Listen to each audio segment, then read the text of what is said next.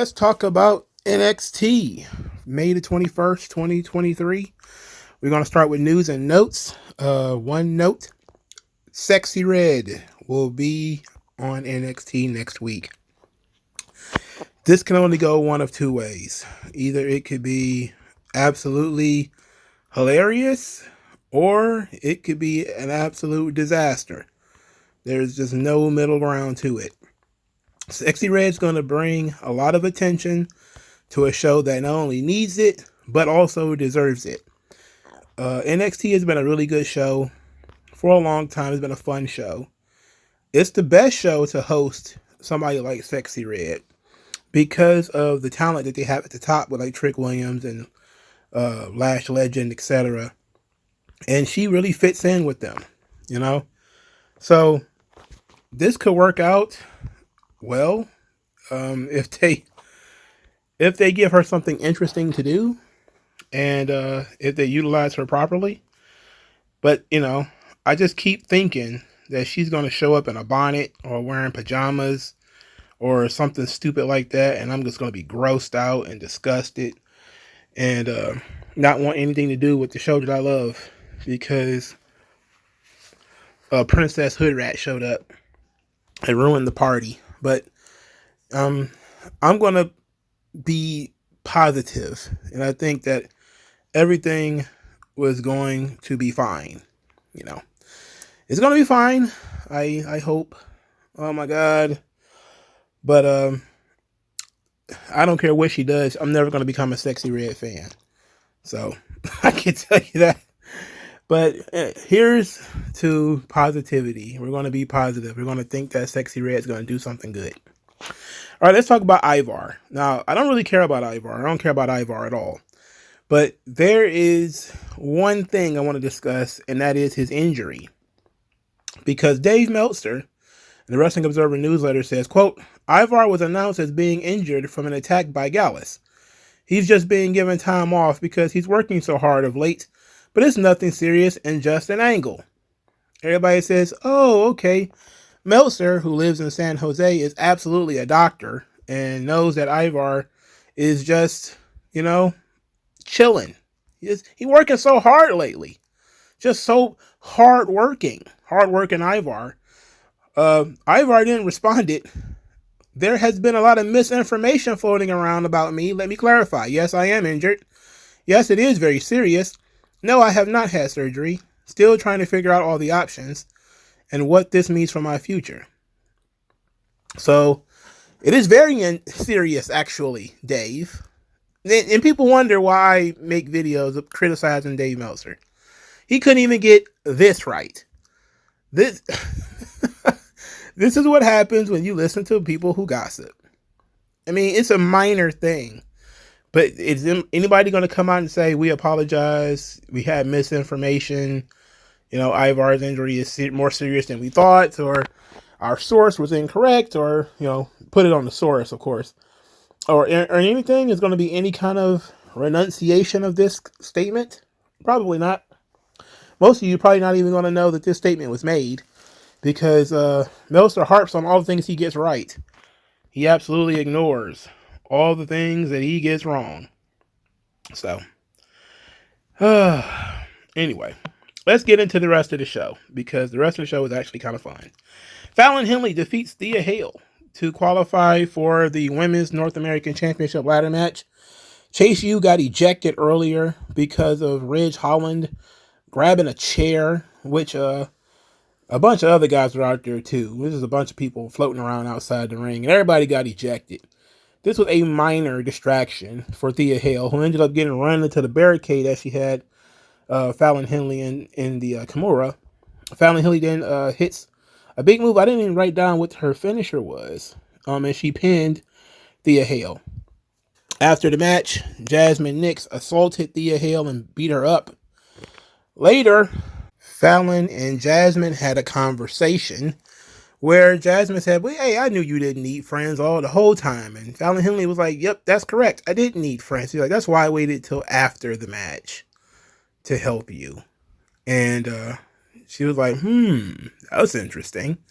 As if Jasmine wanted to help, but, you know, she feel like Fallon wouldn't accept it. I don't know what the point of this was. And I think Fallon Henley walked right past, I was about to call him Brad Armstrong.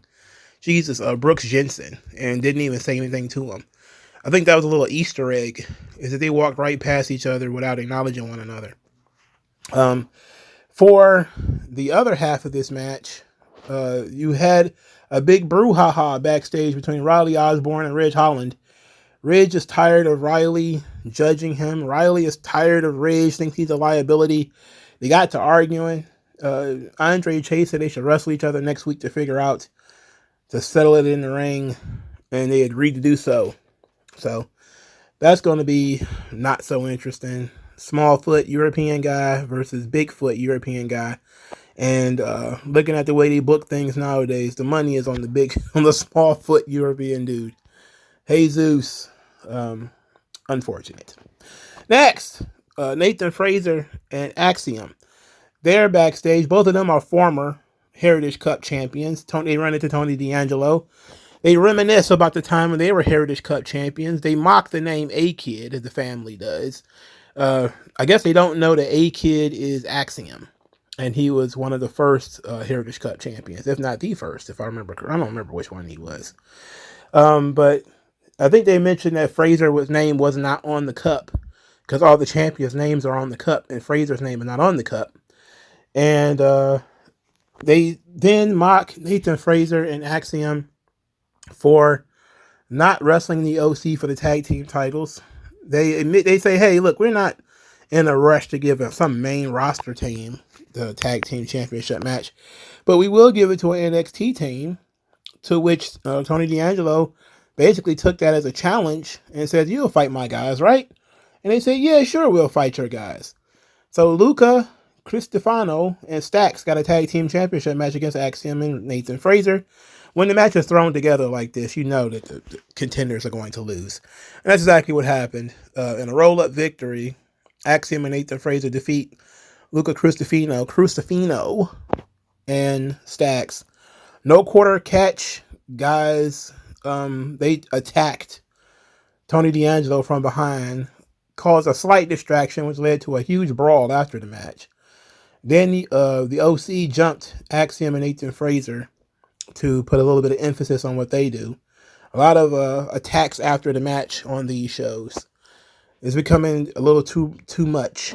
Like, everybody's attacking somebody after the match or during the match. There's just a lot of other people running about. All right, so after Ivar was announced as being injured, he was attacked last week by Gallus. There was a campaign by Briggs and Wesley to put Joe Coffey into the match, and basically to give him Ivar's spot. And he took it. So the third match on the show was the number one contenders match for the North American title, where Wesley, Joe Coffey, and Josh Briggs wrestled one another. It featured a really stupid finish in which Wesley and Joe Coffey managed to pin Josh Briggs at the same time. Like, the referee was such an idiot that he actually made that count. He was such an idiot that he allowed that finish to stand. And Ava is such an idiot that she decided that she was going to make it a triple threat match. So Joe Coffey, Wesley, and Obafemi will be wrestling at Battleground. That's completely unnecessary. This is completely unnecessary and it's unwanted. I don't want any more triple. He just defended the title in the triple threat match. For God's sakes, the last pay-per-view, Obafemi wrestled in a triple threat match. Why are we doing that again? This is repetitive. He should have wrestled one of these guys. It didn't matter which one of them it was. It should have especially been Wesley, because he's the returning babyface. You know, rather than the returning heel of Joe Coffey, you could have done something else with him. And as a matter of fact, they did do something else with him. Later, Trick Williams is out there. He's denying that he beat up Noam Dar, says he's been through that. He knows how that feels. He wouldn't wish that on anybody.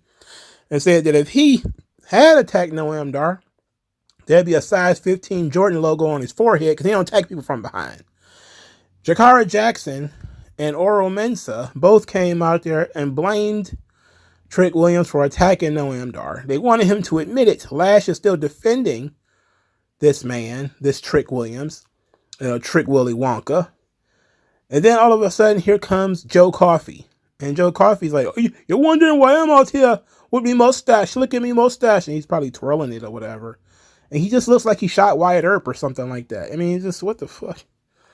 He's just walking around with this Gunsmoke ass mustache. What the hell? He's like one of those rickety old boxers. In any event, Gallus jumped Trick Williams, beat him up from behind. Javon Evans, young OG came out there, helped him. Trick Williams and Javon Evans they're going to work as a tag team next week against Mark Coffey and Wolfgang, the other two members of Gallus.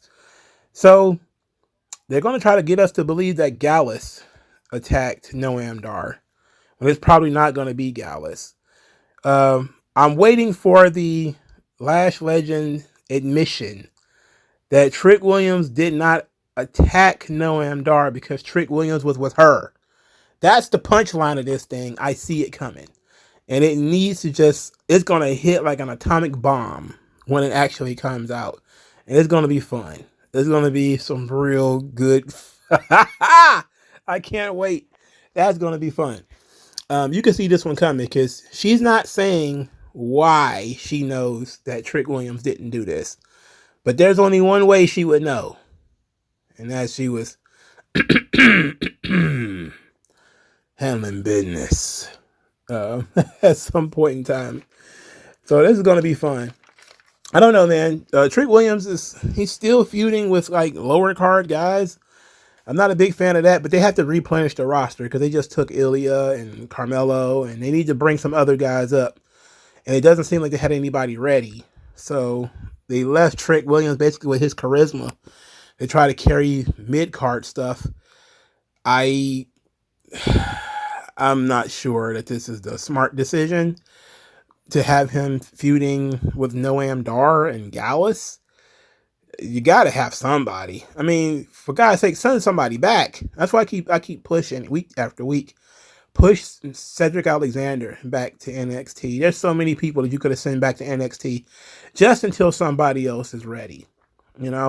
Whether it's Obafemi, whether you take Wesley and put him in the main event, or whatever the case may be. There's got to be something better than the crop of guys they got standing across the ring from Trick Williams right now. And if he wasn't so good at cutting promos and everything, this thing will be worse and if the storyline with Lash Legend wasn't fun, this thing will be worse than what they're doing with Swerve Strickland. Because at least Swerve is wrestling some level of a main event heel.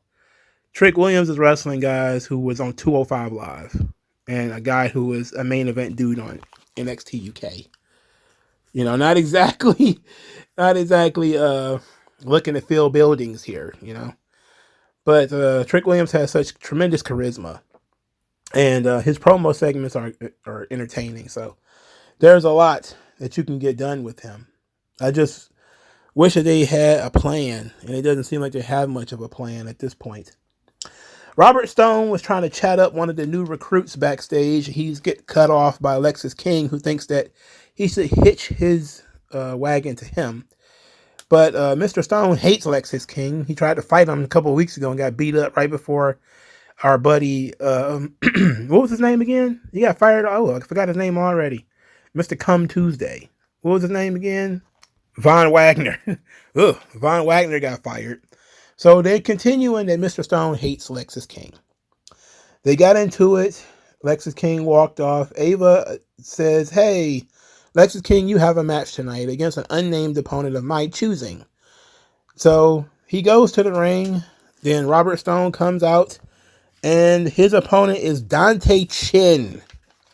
Dante Chin is still around.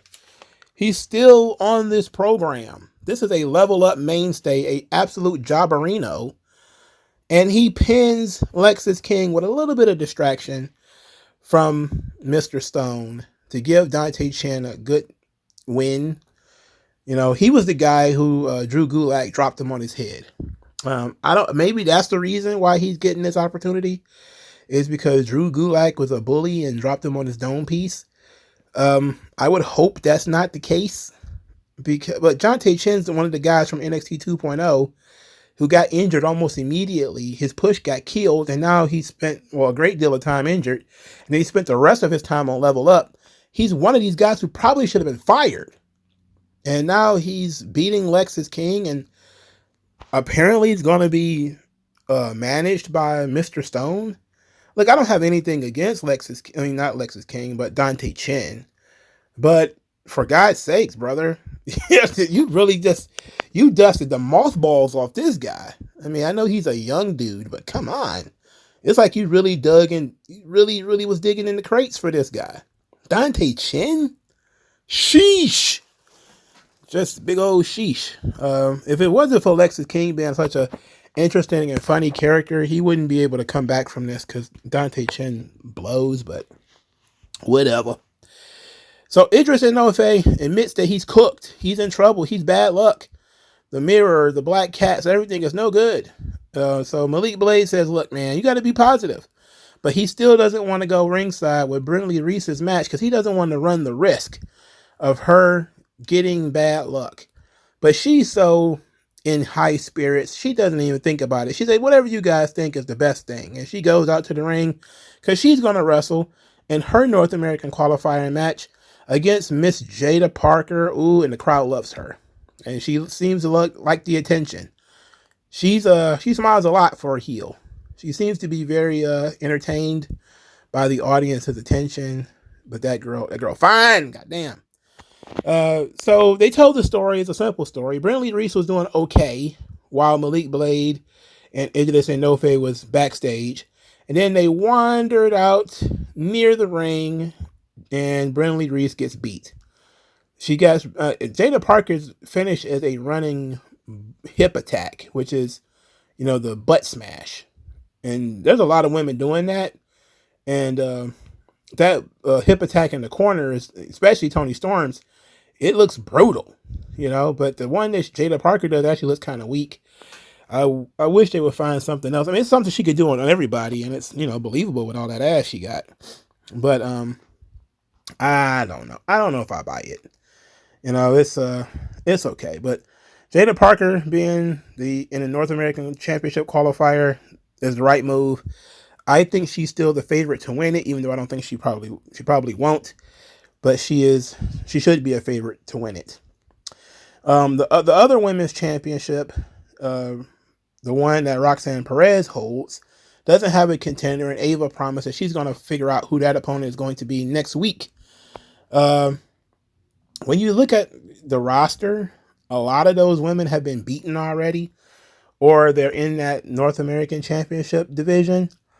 So, you can't pick, Thea Hale, because she just lost. You can't pick somebody who just lost. So, it would have to be somebody who won, or somebody who is, a surprise or something. So, my guess is it will probably be Carmen Petrovich, due to her winning in the main event. I spoiled it a little bit, but that's just what I think. It just seemed like a sensible thing to do, even though I don't think Carmen Petrovich is a main event pay-per-view opponent. So it probably would be somebody that they're bringing in, but I don't know. I really don't know. It would be interesting if they called in somebody from the main roster. There's got to be somebody who's not doing anything who could come down. Maybe Alba Fire, maybe Isla Dawn, or somebody like that could wrestle Roxanne Perez at Battleground. It's got to be somebody, right? I don't think they're going to do a battle royal or a tournament or something, because that's just plain lazy. And NXT, it can get lazy from time to time, but I don't think I want them making that mistake again, to go back to battle royals and shit. All right, main event time. The second Lola Vice main event of the month.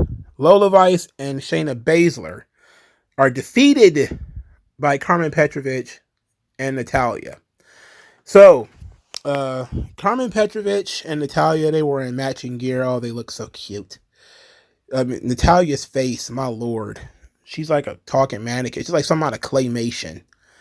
The best thing about Natalya is her boobs, But Jesus, everybody knows I dislike Natalya with the heat of 1,000 suns. The other side of the ring is far more interesting. Shayna Baszler and Lola Vice both backstage. They were doing some stuff on social media where Lola Vice was dancing and Shayna Baszler was doing. And see, it's interesting because I talked about this on my Raw review. That Shayna Baszler is good as a Tyson Tomko, as the straight girl. You know, she stands there and she's trying to be serious while the other person is being silly. And she's really good at reacting to that. So they were doing backstage videos of Lola Vice dancing and Shayna Baszler just watching and shaking her head like, oh my God. And they've been doing that for weeks.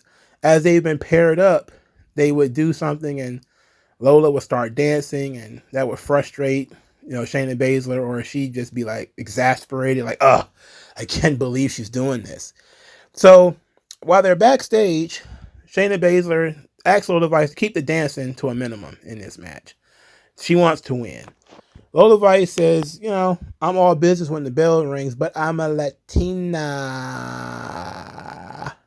I like to have fun too. And I'm like, oh boy. And so they worked the match. It was, I don't know if it was a main event match, but it certainly should not have been the main event, but it was, unfortunately. And Natalya and Carmen Petrovic actually win the match with the heart attack, which is, the finisher for the Heart Foundation. So it was a nice little nod to her papa for Natalya. Carmen Petrovic pins Lola Vice for the first time. And, they roll away. Everything's all good. Shayna Baszler looks disgusted at Lola Vice for getting beat, but she goes over to try to help. As soon as she helps Lola Vice up, you knew somebody was about to turn. And so as soon as it looked like Shayna Baszler was about to do something, Lola Vice kicked her in the head and laid her out. And then she started dancing. And Shayna Baszler got pissed and started to choke her out. And then they needed to be separated by officials and whatnots. And as they're doing this, Ava comes out there to say, hey, you want to fight each other? It's going to be Battleground. So Shayna Baszler is going to work the Battleground show. She's going to work against Lola Vice. Then Shayna Baszler grabs their microphone and says, no, not at Battleground. NXT Underground. And I'm like, oh. So, okay, look. All right. They're telling a full circle story that Shayna Baszler was one of the trainers for Lola Vice for her NXT Underground match against Natalya. But that was like 4 weeks ago. It's a little soon to have another NXT Underground match. I think we're doing them too soon. Yeah, you know what I'm saying? They're too close together. But the Natalya Lola Vice match was very good. I expect the Shayna Baszler Lola Vice match to be good too. The only problem I have is the matches are too close together. I think they need to be spaced out a little bit more. But the end of the partnership between Lola Vice and Shayna Baszler ends up with Shayna Baszler being the babyface when she's a heel on Raw. That's odd. Why we doing that? It seemed like it would have been best for Lola Vice to be the babyface because Lola Vice actually gets babyface reactions to a degree. And Roxanne Perez needs an opponent. So if Lola Vice could be that opponent, it would make sense for her to be a babyface. So now, of course, she's not going to be able to be the opponent at Battleground because she's going to be wrestling Shayna Baszler. But after Battleground, I'm going to believe that Roxanne Perez is going to beat whoever she wrestles at Battleground. I believe she's going to win that match. So I would imagine, like, in the future, you want to do Roxanne Perez versus Lola Vice. And it may do better if Lola is a babyface. Because I think most people tend to like her, even though she's cocky. She's a beautiful woman. And she's hot. And she plays into it. And her work is actually getting good. She's really coming along as a pro wrestler. So this thing has been very good booking for Lola Vice. It's a very strong character. This is the first loss she's suffered in quite a while, from looks like. Carmen Petrovic had to win a match eventually. She can't lose all the time. I don't know where you go with her. Her and Natalya being a partnership, I don't know where that leads. Or you're not going to have like Jade Cargill and Bianca Belair show up on NXT to wrestle them, are you? That probably wouldn't be the best. Well, it actually might pop a rating. So maybe, especially since, Sexy Red's going to be there, seems like it, they fit in that demographic. You have like Bianca and Jade and all of them show up. But I think they're more fans of like Megan Thee Stallion. But then again, who knows these days? Do anybody have taste? No, because Sexy Red makes a lot of money rapping, something that she's not good at. And I'm not sure. I know the appeal of Sexy Red, and that is that she's incredibly down to earth in terms of, she doesn't hold herself in too high of an esteem. She seems to be who she is. And that's appealing to a lot of people. Like, that's the appeal of Sexy Red. She walks around in a bonnet, pajamas and that kind of stuff, because she would do that at home. And so she does it at the shows. And, she's a hood rat, but she seems to be like every other girl if you lived in the hood. She's the girl next door if you lived in the projects. And that's just kind of like her gimmick. So I understand the appeal of Sexy Red. I just don't understand why we have to have Sexy Red on my wrestling show. But if it'll help NXT, fine. I don't think she's going to wrestle, though. She probably hit a clothesline or something, drop kick or something, just to be on the show and have some fun. So that ought to be great. How did I get on Sexy Red again? Oh, I was talking about Carmen Petrovich. Okay. I don't know what you do with her. Her feud with Lola Vice seems to be over. Has she been appropriately elevated by Natalya? Probably not. So, we'll see. But NXT is a fun show. It remains fun. It's clear that they're still spiraling from the loss of talent, because they don't have anything for Obafemi to do. They don't have anything for, Trick Williams to do. That women's championship is an afterthought. But they still are kept together by really strong stories that they put together. The Trick Williams and Noam Dar, even though it's, Trick Williams and Metaphor, it's still a strong story because it leans a lot on his story with Lash Legend, which actually people are interested in. Obafemi and Wes Lee's collision. I wish they wouldn't wrestle in triple threat matches, that they would just go ahead and build to the big match so Wes Lee can probably lose and hopefully move up to the world title, or the main belt, I should say. I can't even call it a world title anymore. Or send somebody down to NXT to wrestle Trick Williams. But there's a lot going on. And the North American Championship thing is still moving forward. So there's a lot going on, despite the fact that they lost a lot of star power. They just need to work on elevating some talent. Unfortunately, they're pulling from Level Up. They're not, pulling from like the bench of Raw or SmackDown. They're pulling from Level Up, which is probably not the best option you got there. But let me know what you guys think. Like, share, subscribe. I'll talk to you guys later. Peace.